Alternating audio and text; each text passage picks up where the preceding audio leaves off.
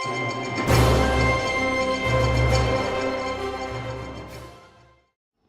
Buddhaya teman-teman, saya Fendi bersama Ria dan Selvia. Hari ini akan berbagi wawasan tentang manajemen pengelolaan Yayasan Pendidikan Buddha dan Wihara. Latar belakang dari pembahasan ini, yakni yayasan berperan penting dalam keberhasilan berjalannya sekolah atau wihara, karena pengurus yayasan sebagai pembuat keputusan tertinggi.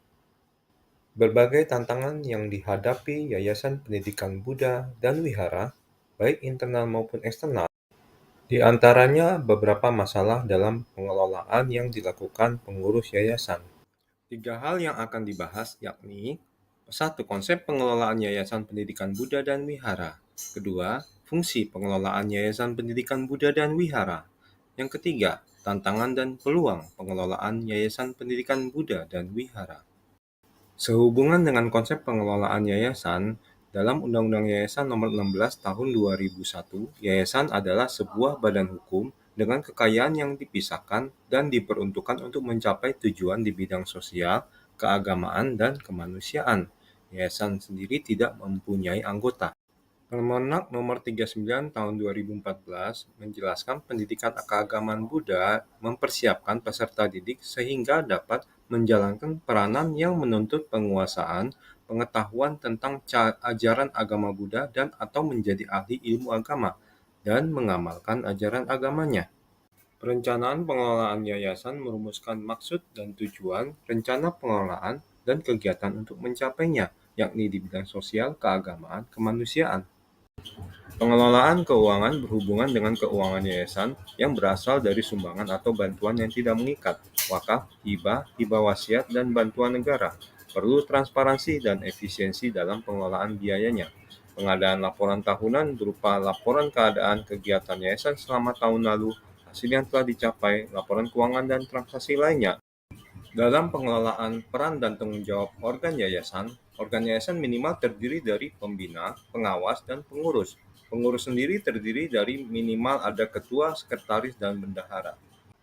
Wewenang pembina menetapkan perubahan anggaran dasar, mengangkat dan memberhentikan pengurus dan pengawas, menetapkan kebijakan umum yayasan, mengesahkan program kerja dan rancangan anggaran tahunan yayasan, dan keputusan penggabungan atau pembubaran yayasan. Pembina tidak boleh merangkap sebagai anggota pengurus atau pengawas. Berlaku juga untuk pengawas dan pengurus yang tidak boleh saling merangkap. Jangka waktu pengurus dan pengawas maksimal 5 tahun dan dapat diangkat kembali.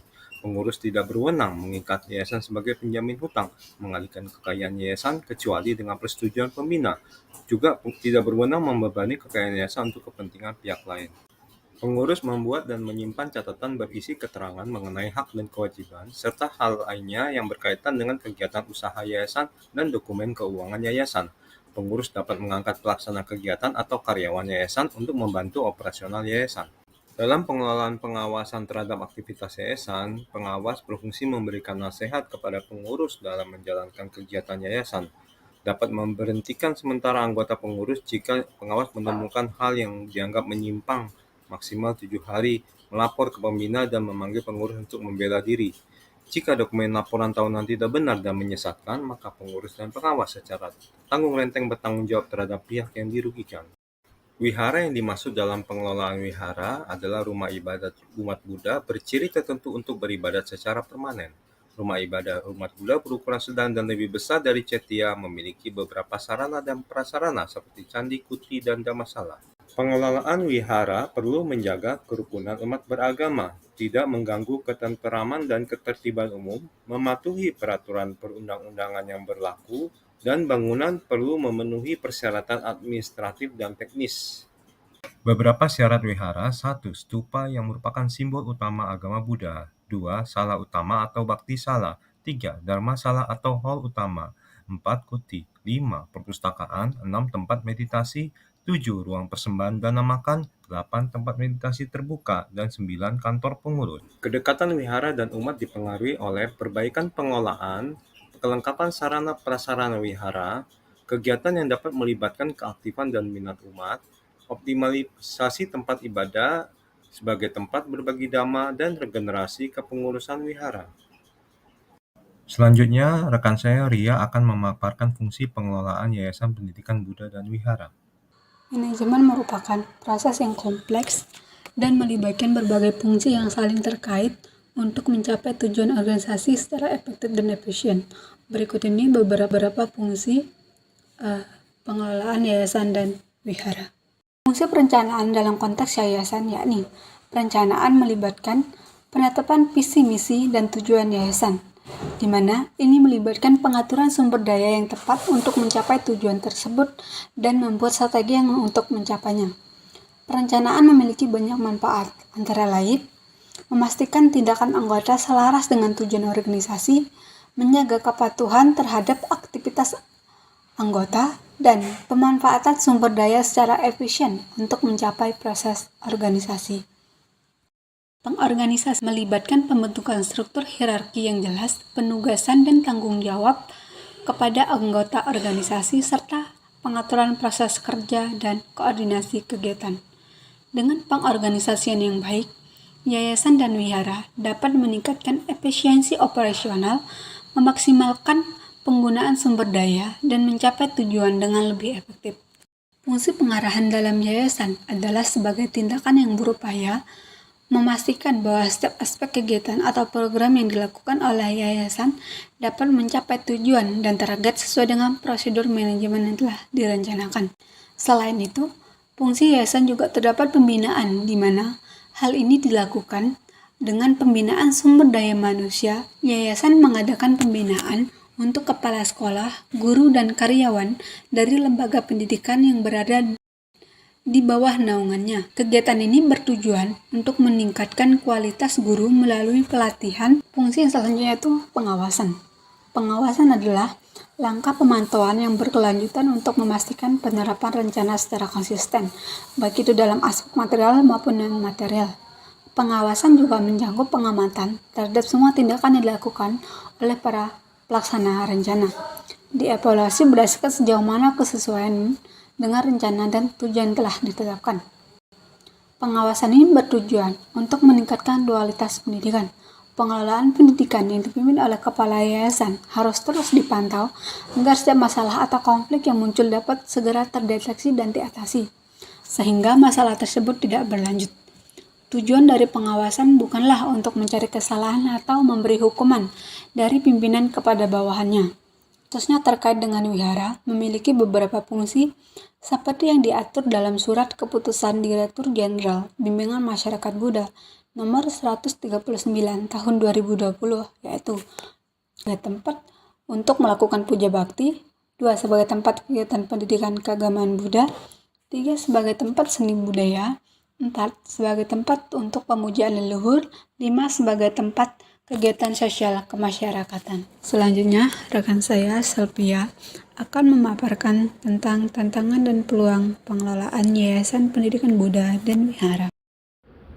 Berikutnya, saya akan menjelaskan mengenai tantangan pengelolaan yayasan dan wihara. Terdapat beberapa tantangan baik internal maupun eksternal serta peluang dalam manajemen pengelolaan yayasan pendidikan Buddha dan wihara. Tantangan yang paling utama adalah dalam bagian manajemen dan tata kelola.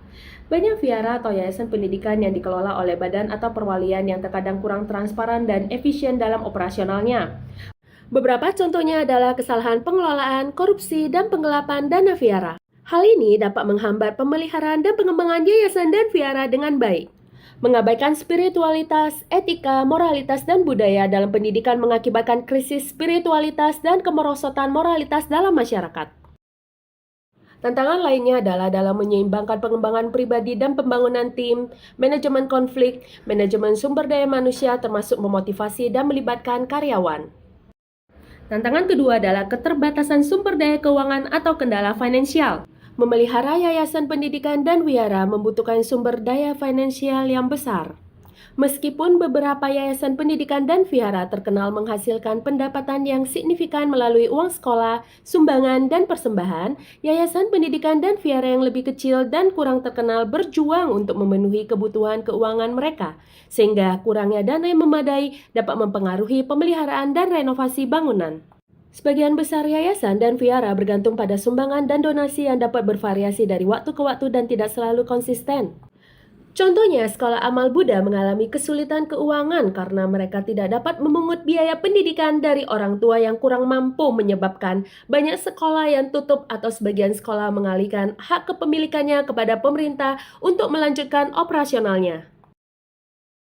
Tantangan ketiga adalah kurangnya sumber daya manusia. Yayasan Pendidikan Buddha dan Wihara seringkali mengalami kekurangan sumber daya manusia, terutama dalam hal jumlah staf dan keterampilan yang diperlukan untuk mengelola yayasan dan wihara dengan efektif. Tantangan keempat adalah perkembangan teknologi informasi atau IT. Munculnya layanan pemakaman berbasis IT merupakan fenomena terkini yang dapat menimbulkan tantangan terhadap layanan sementara yang eksklusif di wihara tradisional. Pedagang, batu nisan, dan rumah duka adalah bisnis umum yang berhubungan dengan agama Buddha. Beberapa vihara meminjamkan nama mereka ke pedagang batu nisan yang dapat diandalkan, dan kuburannya dibagi lagi berdasarkan nama vihara. Tantangannya adalah pengelolaan yang serius dibutuhkan untuk stabilitas pengelolaan vihara, karena penjualan batu nisan menghasilkan keuntungan bagi para dealer, sekaligus meningkatkan jumlah anggota pendukung untuk vihara. Tantangan yang kelima adalah keamanan dan keselamatan umat. Wihara, terutama yang mampu menarik banyak umat, perlu menjamin keamanan dan keselamatan para peziarah. Mengelola pengendalian massa, mencegah desak-desakan, dan melindungi aset wihara dari pencurian atau vandalisme dapat menjadi sebuah tantangan, sehingga memerlukan langkah-langkah keamanan yang efektif dan koordinasi dengan otoritas setempat. Tantangan keenam adalah dampak lingkungan. Beberapa vihara terletak di kawasan yang sensitif secara ekologis, seperti di dekat sungai atau di kawasan hutan. Masuknya umat dan aktivitas terkait dapat menimbulkan dampak buruk terhadap lingkungan, termasuk polusi, pengundulan hutan, dan kerusakan ekosistem alam. Menyeimbangkan praktek keagamaan dengan kelestarian lingkungan semakin menjadi perhatian. Tantangan yang terakhir adalah perubahan demografi dan praktek keagamaan. Seiring dengan urbanisasi, migrasi, dan perubahan demografi, sistem pendukung tradisional vihara pun mengalami pergeseran. Generasi muda mungkin kurang aktif terlibat dalam kegiatan yayasan pendidikan dan vihara, dan mungkin ada perubahan dalam praktek keagamaan dan kepercayaan. Yayasan pendidikan Buddha dan vihara perlu beradaptasi terhadap perubahan-perubahan ini sambil mempertahankan nilai-nilai inti mereka. Vihara menghadapi penurunan akibat melemahnya budaya Buddha dan rendahnya kepadatan penduduk yang menyebabkan kondisi ekonomi kritis. Berikutnya, terdapat beberapa peluang yang dapat menyelesaikan tantangan yang dihadapi Yayasan Pendidikan dan Wihara Buddha di Indonesia. Tentunya untuk mengatasi tantangan ini memerlukan upaya kolaboratif antara otoritas yayasan dan wihara, lembaga pemerintah, organisasi keagamaan, dan masyarakat. Dengan memperbaiki tata kelola atau manajemen, meningkatkan keberlanjutan keuangan, dan mendorong pelestarian warisan budaya, Yayasan Pendidikan dan Wihara dapat terus berkembang sebagai pusat pendidikan, budaya, dan spiritual yang penting di Indonesia. Adapun beberapa strategi potensial ataupun peluang bagi manajer untuk mengatasi tantangan tata kelola adalah: caranya meningkatkan transparansi dan efisiensi pengelolaan Yayasan Pendidikan dan Vihara yang dapat dicapai dengan membentuk badan pengawas independen, menerapkan prosedur keuangan dan administrasi standar, serta memastikan audit rutin terhadap dana yayasan dan vihara. Peluang kedua adalah dengan memasukkan nilai-nilai spiritual dan moral dari agama Buddha sebagai sistem norma etika dalam pembentukan budaya manajerial di kalangan calon pemimpin yayasan pendidikan. Peluang ketiga adalah dengan TQM atau manajemen mutu terpadu, adalah penyempurnaan standar tentang perbaikan secara terus-menerus untuk menjawab perubahan tuntutan masyarakat dan menjamin kualitas pendidikan agama Buddha. Meskipun keterbatasan sumber daya keuangan adalah tantangan yang nyata, ini juga dapat menjadi peluang untuk mengembangkan strategi penggalangan dana yang kreatif. Yayasan Pendidikan Buddha dan Vihara dapat memanfaatkan media sosial, acara penggalangan dana, atau kemitraan dengan organisasi lain untuk meningkatkan pendapatan. Membangun sistem pelaporan keuangan yang transparan untuk memastikan akuntabilitas dan membangun kepercayaan dengan pemangku kepentingan termasuk orang tua, donor, dan masyarakat luas. mengevaluasi dan menyesuaikan strategi keuangan berdasarkan perkembangan kebutuhan dan tantangan yang dihadapi yayasan dan wihara. Dengan menerapkan praktik pengelolaan keuangan yang efektif termasuk perencanaan anggaran, pemantauan, dan langkah-langkah pemotongan biaya, informasi akuntansi yang berkualitas tinggi dapat meningkatkan transparansi yayasan, memungkinkan donor untuk membuat keputusan donasi yang lebih baik. Peluang ketiga adalah dengan meningkatkan penggunaan sukarelawan. Salah satu peluang yang dapat dieksplorasi adalah peningkatan penggunaan sukarelawan. Sukarelawan dapat membantu dalam berbagai kegiatan mulai dari administrasi hingga pengembangan program pendidikan dan keagamaan. Perkembangan teknologi atau IT selain memberikan tantangan juga memberikan peluang bagi Yayasan Pendidikan Buddha dan Wihara. Menurut survei nasional terhadap 16.895 kuil Buddha di Thailand dan pemodelan ekonometrik mengungkapkan bahwa penggunaan IT dalam pengelolaan wihara memiliki pengaruh yang signifikan secara statistik dalam menghasilkan pendapatan yang lebih tinggi dari kegiatan penggalangan dana. Menggunakan internet dan komputer dapat meningkatkan sumbangan wihara dan penggalangan dana dengan mempromosikan kegiatan keagamaan. Dan Yayasan Pendidikan dan Wihara yang menggunakan situs web dan media sosial tampaknya menerima lebih banyak subsidi pemerintah. Oleh karena itu, pelatihan mengenai teknologi komunikasi atau IT terkini harus diberikan kepada para anggota yayasan dan Bante sehingga mereka dapat memanfaatkan alat-alat tersebut tidak hanya untuk meningkatkan produktivitas mereka tetapi juga untuk membekali diri mereka dengan keterampilan lain yang terkini untuk meningkatkan pendidikan agama mereka dan jemaah yang saat ini mereka berikan melalui dakwah tradisional. Maraknya layanan pemakaman berbasis IT menimbulkan tantangan terhadap layanan sementara eksklusif di wihara tradisional. Walaupun banyak oposisi dan protes, hal ini bisa menjadi peluang bagi wihara Buddha tradisional agar para biksu menawarkan layanan serupa dengan harga tetap. Oleh karena itu, solusi untuk pengelolaan wihara dan bisnis yang berhubungan dengan agama Buddha mencakup strategi revitalisasi dan optimalisasi keadaan. White et al. Menyimpulkan bahwa teknologi memainkan peran kunci dalam penggalangan dana dan menyarankan agar siklus penggalangan dana dapat dibagi menjadi 3 fase. 1. Asosiasi, donasi, dan umpan balik seperti yang ditunjukkan pada gambar 1. Penjelasan mengenai siklus penggalangan dana adalah bahwa asosiasi umumnya menghasilkan donasi dan umpan balik yang baik pada gilirannya akan menghasilkan asosiasi yang lebih kuat dan lebih banyak donasi. Jika hal ini terus terjadi, maka siklus tersebut akan terus berlanjut. Selain itu, prinsip dasar penggalangan dana nirlaba adalah fokus tidak hanya pada aspek moneter, tetapi juga pada aspek sosial. Tujuan penggalangan dana adalah untuk membangun hubungan, bukanlah untuk mengumpulkan uang, tetapi untuk meningkatkan donatur. Selanjutnya, bantuan yang diberikan Artificial Intelligence atau AI dalam menyebarkan dharma. Sangat jelas manfaatnya, yaitu melalui biksu robot, media VR virtual reality, terjemahan AI dari kitab suci Buddhis, dan komunitas praktik virtual. AI telah berkontribusi pada pengembangan Buddhism.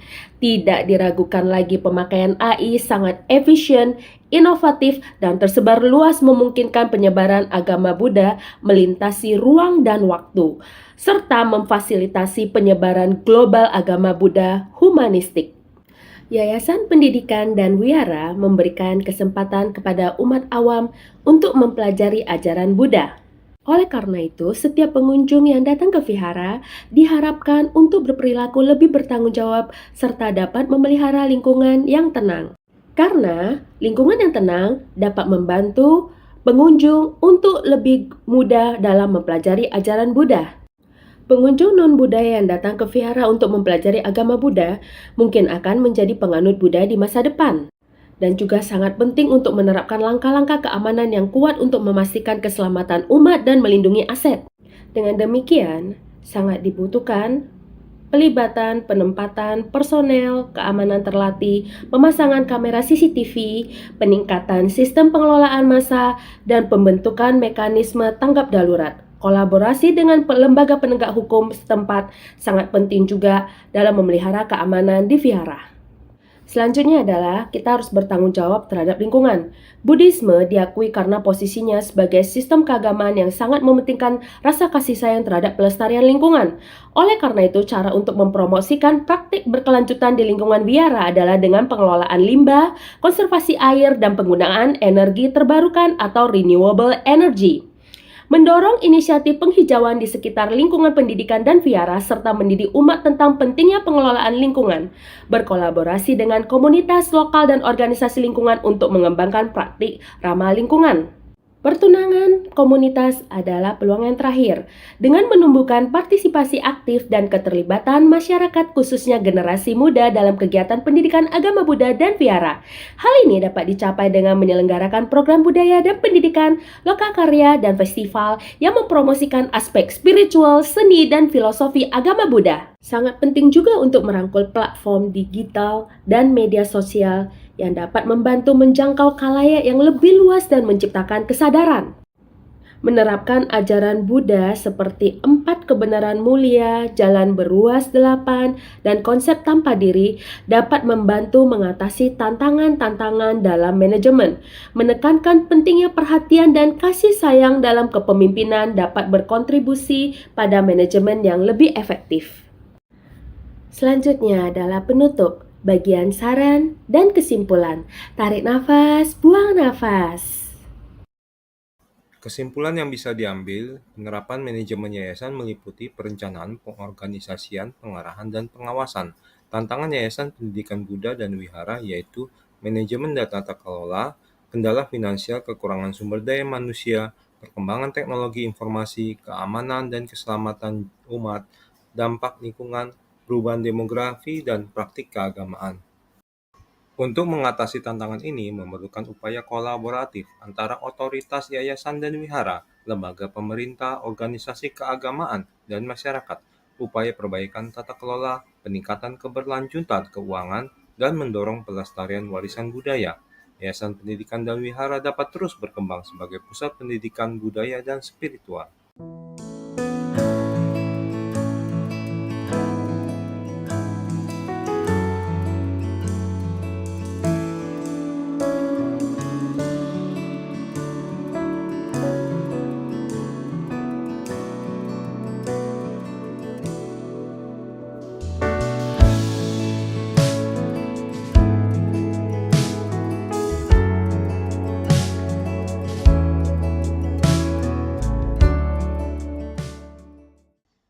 Terima kasih telah menyaksikan video ini.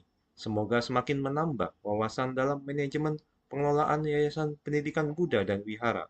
Sampai jumpa di video berikutnya.